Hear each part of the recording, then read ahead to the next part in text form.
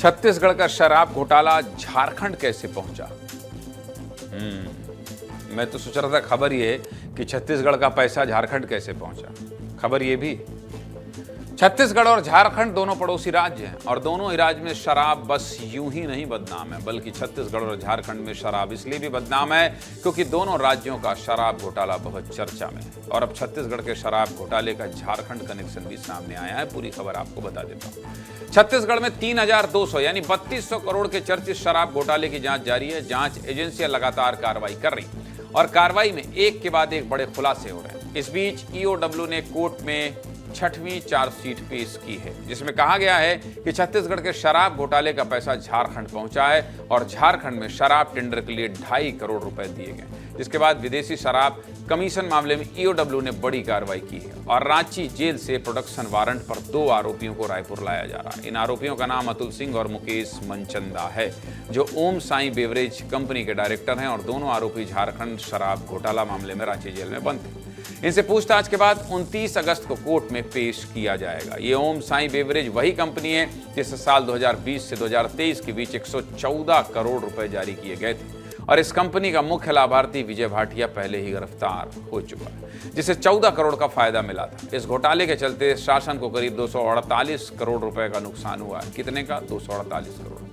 इसके अलावा चार्जशीट में एक और बड़ा खुलासा हुआ है और पहली बार शराब घोटाला मामले में कैबिनेट के फैसले का जिक्र हुआ है। साथ ही किसी बड़े स्तर के राजनीतिक प्रभाव या षड्यंत्र के जरिए नई आबकारी नीति को मंजूरी दिलाने का आरोप लगाया गया, जिसके बाद पूर्व की कांग्रेस सरकार पर कई सवाल खड़े किए जा रहे हैं। विधानसभा अध्यक्ष डॉक्टर रमन सिंह ने कहा है कि शुरू से लेकर अंत तक इस घोटाले से बड़ा अपराध हिंदुस्तान की राजनीति में पहले कभी नहीं हुआ।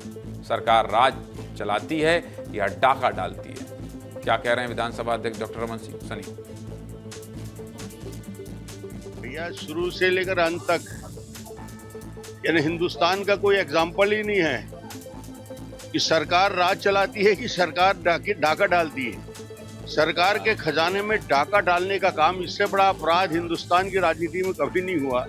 जो यहाँ हो रहा है, वहाँ पैसा आ रहा है और पैसा 2 हिस्से में बंट रहा है प्रामाणिकता के साथ। इससे बड़ी बात क्या हो सकती है? छत्तीसगढ़ में शराब घोटाले का मामला पिछले कई सालों से चल रहा है, लेकिन पहली बार डॉक्टर रमन सिंह ने खुलकर इस तरह का बयान दिया। हालांकि इस मामले पर हो रही राजनीति पर कांग्रेस का बयान भी सामने आया है। प्रदेश कांग्रेस अध्यक्ष दीपक बैज ने कहा है कि जांच एजेंसियों के लिए ये कोई नया नहीं है। डॉक्टर रमन सिंह ने ही शराब नीति बनाई थी। बीजेपी षड्यंत्र और प्रपंच कर रही है। दीपक बैज क्या कह रहे हैं, सुनिए। कार्यनीति तो रमन सिंह के कार्यकाल में ही उन्होंने बनाया था 2017 में कि ठेकेदारों से छीनकर सरकार चलाएगी दुकान। ये नीति किसने बनाया था? मतलब कि किसी भी तरह कांग्रेस के नेताओं को फंसाओ, इतने मामले बनाओ कि उनको जेल भेज दें। ये इस तरह की वो षड्यंत्र और प्रपंच कर रही है। ये कोई जांच एजेंसी और हम लोग के लिए कोई नई बात नहीं है।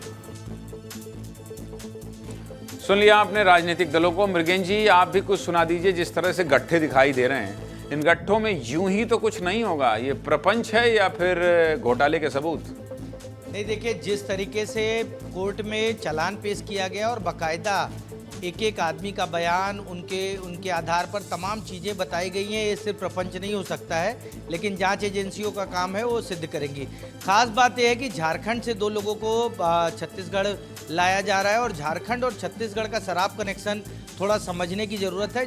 झारखंड में जिस समय शराब घोटाला हुआ 2022, छत्तीसगढ़ में भी उसी समय हुआ। इसके साथ ही मैन पावर सप्लाई करने वाली कंपनी इस मामले में झारखंड में भी फंस रही हैं, छत्तीसगढ़ में भी आरोप लगे हैं। इसके साथ ही जो होलोग्राम है, प्रिज्म होलोग्राम कंपनी जो थी, उस कंपनी ने झारखंड में भी होलोग्राम की सप्लाई की और छत्तीसगढ़ में भी सप्लाई की।